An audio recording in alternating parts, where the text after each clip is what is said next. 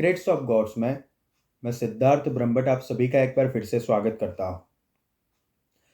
सभी को मैं चैत्र नवरात्रि और रामनवमी की बहुत बहुत शुभकामना भी देता हूँ आपको सभी को कि आपका ये पर्व बहुत ही मंगलमय रहे। देखिए, इस वीडियो में आपको ये बताऊंगा कि कलयुग में ऐसे कौन कौन से भक्त रहे हैं जिन्होंने हनुमान जी के साक्षात दर्शन किए। कहते हैं कि भगवान श्री रामचंद्र जी की आज्ञा से धरती पर हनुमान जी एक कल्प तक रहेंगे। अभी एक कल्प में 4 युग आते हैं और इन चारों युगों का कई चक्र एक कल्प में होता है। उसकी संख्याएं भी बहुत बताई गई है हमारे पुराणों में। तो हनुमान जी कलयुग में सबसे श्रेष्ठ देवता माने जाते हैं। इसके कई कारण हैं, जैसे कि हनुमान जी की अपनी ही खुद की शक्ति है। यानी कि आपको समझाओ तो जैसे नारायण की शक्ति लक्ष्मी है, शिव की पार्वती है, ब्रह्मा की सरस्वती है। इस प्रकार से हनुमान जी की उनसे अलग कोई शक्ति नहीं है, लेकिन हनुमान जी को विद्वान खुद की शक्ति से ही स्वयं संचालित देवता उनको मानते हैं। इसलिए कहते हैं कि भक्तों की सहायता वो तुरंत करते हैं। आज भी वो सशरीर है और भगवान रामचंद्र जी की आज्ञा अनुसार वो एक कल्प तक रहेंगे।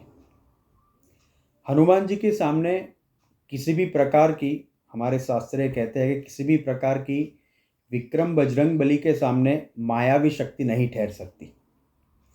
तो कलयुग में उनकी भक्ति इसलिए लोग करते हैं, ज़्यादातर जो विद्वान लोग होते हैं वो हनुमान जी की उपासना करते हैं, क्योंकि उनको पता है कि हनुमान जी से भक्तों को सहायता बहुत ही शीघ्र मिलती है। दूसरी भी एक बात है कि हनुमान जी का निवास कहाँ है। देखिए, हमारे हिंदू धर्म के, सनातन धर्म के बहुत सारे विद्वान ऐसा मानते हैं कि नेपाल तिब्बत की बॉर्डर पर स्थित जो गंधमादन पर्वत है वहाँ पे आज भी हनुमान जी का निवास है। और जहाँ भी रामायण का पाठ होता है, रामचरितमानस का पाठ होता है, वहाँ पे वो उपस्थित भी रहते हैं। कहते हैं जगन्नाथपुरी की रक्षा के लिए हनुमान जी वहाँ पे भी विराजमान रहते हैं। तो उनके दर्शन बहुत सारे लोगों ने किए हैं। हर युग और हर समय में उन्होंने सबको दर्शन दिए। जैसे श्री राम और श्री कृष्ण जी को उन्होंने दर्शन दिए थे, उनके कई भक्तों को दर्शन दिए थे। द्वापर युग में भीम और अर्जुन ने हनुमान जी के दर्शन किए थे। अब अगर कलयुग की आपको बात करूं तो कलयुग में हनुमान जी का दर्शन करने वाले थे सबसे पहले तुलसीदास जी। बाद में समर्थ रामदास जी ने, जो एक बहुत बड़े संत थे, उन्होंने हनुमान जी के दर्शन किए थे। भक्त माधवेंद्र ने उनके दर्शन किए थे।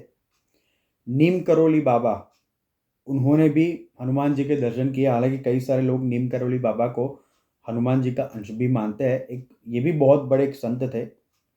राघवेंद्र स्वामी ने भी हनुमान जी के दर्शन किए हैं। और भक्त, मैंने आपको बताया, माधव दास ने भी उनके दर्शन किए थे।